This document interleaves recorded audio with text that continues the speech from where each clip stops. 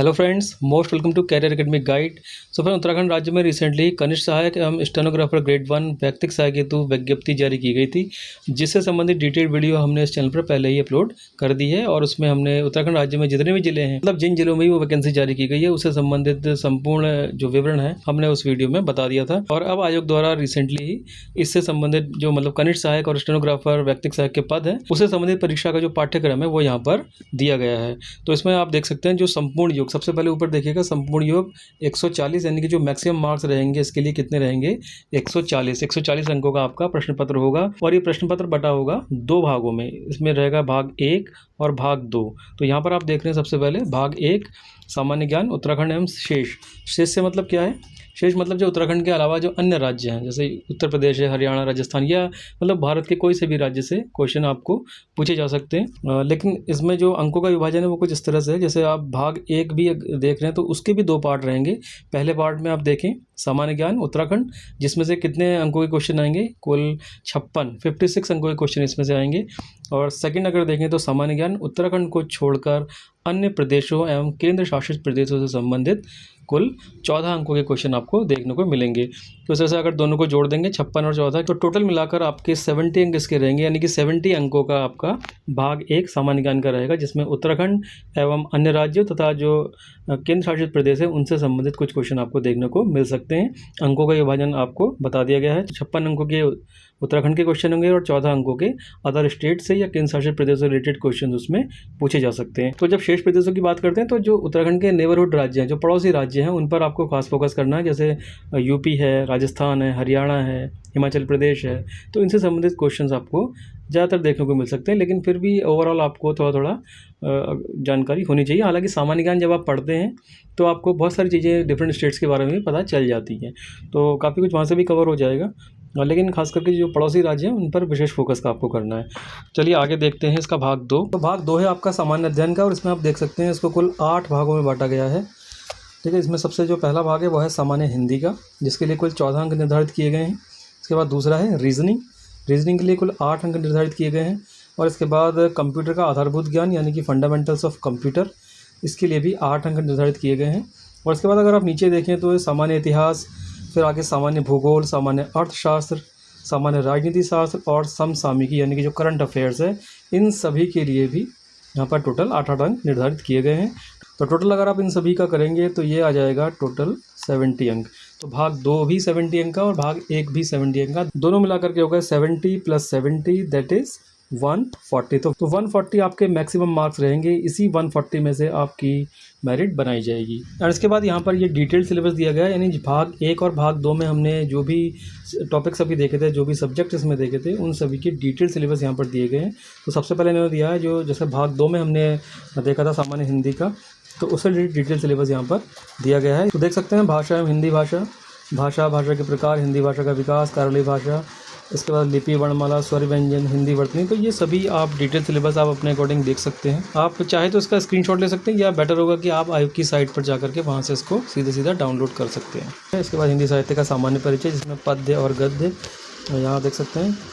तो जो आपने हाई स्कूल या इंटर में अपने पद्यांश पढ़ते हैं, कबीर, सूर, तुलसी, मीरा, रसखान, जयशंकर प्रसाद, निराला, मतलब जो भी अपने हाई स्कूल इंटर में अध्ययन किया है उन सब से रिलेटेड कुछ क्वेश्चंस आपको देखने को मिलेंगे। इसके बाद गद्यांश में भी ये हमारे सारे लेखक रहे हैं, इनसे रिलेटेड क्वेश्चंस आपको, इनसे मतलब जो भी उन्होंने गद्य लिखा है उससे रिलेटेड कुछ क्वेश्चन आपको एग्जाम में देखने को मिल सकते हैं। और इसके बाद ये रीजनिंग का डिटेल सिलेबस यहाँ पर दिया है। अशाब्दिक मानसिक योग्यता परीक्षण, उसके बाद ये शाब्दिक मानसिक योग्यता परीक्षण।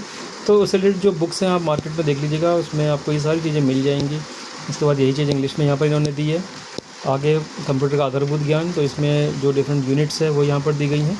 जैसे इकाई 1 है मूल अवधारणाएँ, इसके बाद operating system, software package, word processing. ठीक है, इसके बाद नीचे अगर देखें तो स्प्रेडशीट, प्रस्तुति सॉफ्टवेयर, ठीक है, मतलब इंटरनेट, ईमेल, साइबर सुरक्षा। तो आजकल साइबर सुरक्षा पे विशेष फोकस करना है, क्योंकि इससे रिलेटेड ज़्यादा क्वेश्चंस आपको एग्जाम में देखने को मिल सकते हैं, क्योंकि आजकल साइबर फ्रॉड से रिलेटेड ज़्यादा घटनाएँ हो रही हैं। तो इस पर ज़्यादा आप फोकस रखिएगा कंप्यूटर फंडामेंटल्स में। और इसके बाद अगर आगे जाएँ तो नीचे देखिए भाग 2 में इतिहास विषय से संबंधित जो डिटेल सिलेबस है वो यहाँ पर दिया है। प्राचीन भारतीय इतिहास, मध्यकालीन भारतीय इतिहास, उसके बाद ये नीचे आप देखेंगे तो आधुनिक काल। तो मतलब सभी जो कुछ आप इतिहास में पढ़ते हैं, प्रथम विश्व युद्ध, राष्ट्रीय आंदोलन, और विश्व का इतिहास भी इसमें शामिल है, ये ध्यान रखना है, विश्व का इतिहास भी मतलब विश्व इतिहास में से भी इसमें क्वेश्चंस पूछे जा सकते हैं। तो जो आप ल्यूसेंट की एक जनरल जो सामान्य अध्ययन की बुक होती है उसमें विश्व का इतिहास दिया होता है, बहुत शॉर्ट में दिया होता है, तो आई थिंक वहाँ से काम चल जाना चाहिए।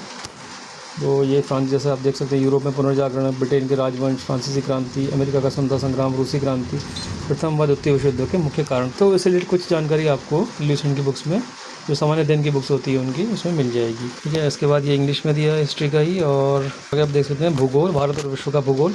तो विश्व भूगोल और भारत के भूगोल में जो भी चीज़ें पूछी जा सकती है वो सारा डिटेल यहाँ पर दिया गया है, देख सकते हैं आप। उसके बाद जनरल नॉलेज, इकोनॉमिक्स यानी कि अर्थशास्त्र से संबंधित जो चीज़ें हैं वो सारा यहाँ पर दिया हुआ है सिलेबस। इन्हीं में से आपके क्वेश्चन आपको देखने को मिलेंगे। हालांकि इसको देखने में ऐसा लग रहा है कि जैसे ये पीसीएस की परीक्षा आप देने जा रहे हैं, लेकिन भले ही देखिए सब्जेक्ट सारे हैं, लेकिन हर एक के आगे आपने देखा होगा सामान्य लगा हुआ है ऊपर। जब भाग 2 में हम पढ़ रहे थे, सामान्य इतिहास, सामान्य भूगोल, सामान्य अर्थशास्त्र, सामान्य राजनीति शास्त्र, मतलब यह है कि जो भी क्वेश्चन आएंगे उनसे बहुत ज़्यादा डेप्थ से नहीं पूछे जाएंगे क्वेश्चन, ऐसा मुझे लगता है इसको देख करके। लेकिन चूँकि सारे सब्जेक्ट्स इन्होंने इसमें इंक्लूड कर दिए हैं तो थोड़ी बहुत नॉलेज इन सभी सब्जेक्ट्स की आपको लेनी पड़ेगी। तो राजनीति विज्ञान में सारे टॉपिक्स आप देख सकते हैं। राष्ट्रीय जागृति सहयोग आंदोलन, सविनावज्ञा आंदोलन, गांधीवाद, फिर नीचे भारतीय राज्य व्यवस्था, और ये मौलिक अधिकार, मौलिक कर्तव्य, भारतीय संसद। तो ये सभी चीज़ें कॉमन ही हैं। इससे पहले भी अगर आपने एग्जाम दिए होंगे तो ये सारी चीज़ें पढ़ी ही होंगी। और लास्ट में है राज्य, राष्ट्रीय, अंतर्राष्ट्रीय महत्व की समसामयिक घटनाएं, जो करंट अफेयर्स है। वो स्टेट लेवल का भी हो सकता है, वो नेशनल लेवल का भी हो सकता है, और वो इंटरनेशनल लेवल का भी हो सकता है।